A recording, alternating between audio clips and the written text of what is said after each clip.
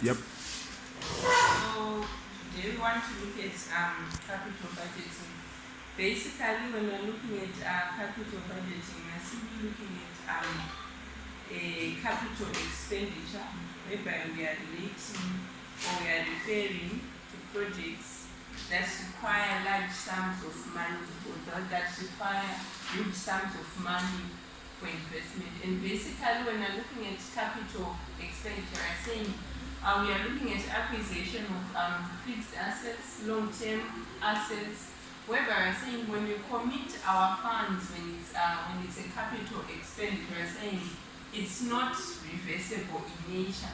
And when we're looking at capital expenditure, we're saying it's the opposite of revenue expenditure, whereby with revenue expenditure, we're just looking at maybe acquisition of maybe assets that do not require large sums of money, or that do not require huge investment in terms of the financial resources. So we're saying with capital expenditure, we're saying it's not reversible. Once you commit, it's not easily reversible because of the amounts of money involved.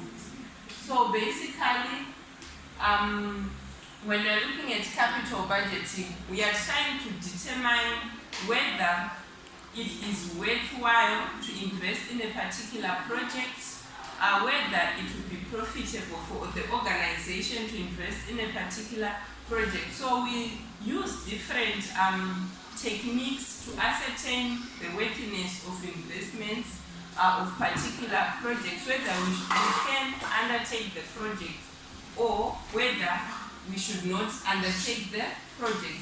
And basically, when we're looking at capital budgeting, we are saying we assess the worthiness of a project by looking at the cash flows that are expected to be generated in that particular project, as well as the costs associated with undertaking such a particular project.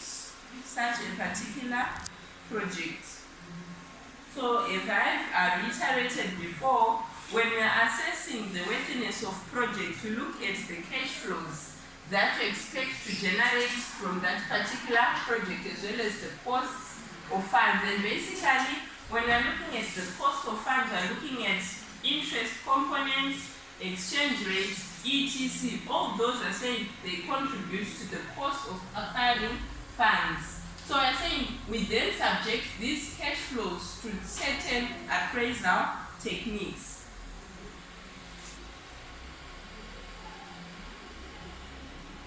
Okay, I've already talked about this. So for the sake of simplicity, we'll assume that for all the capital budgeting projects that we're going to look at, or for all the techniques that we're going to use, we'll assume that all the cash flows, they okay at the end of the period. They okay at the end of the period.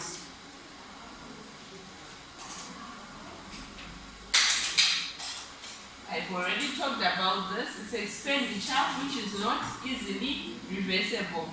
And when we're looking at our capital expenditure, we're saying we can undertake projects for replacement purposes, or for expansion purposes.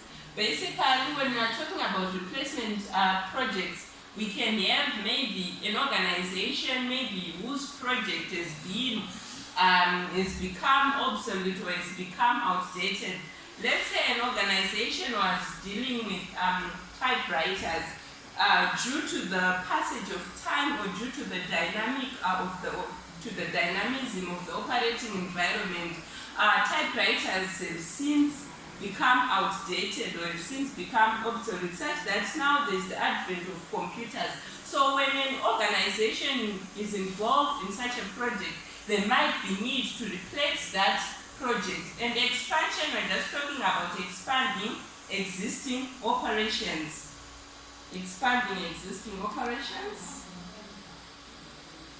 And obviously, with capital budgeting, remember the objectives of financial management. One of the objectives of financial management is to maximize the return, or to maximize the wealth of shareholders. So with capital budgeting, we are trying to undertake or to choose the best possible projects that will give a higher return or that will maximize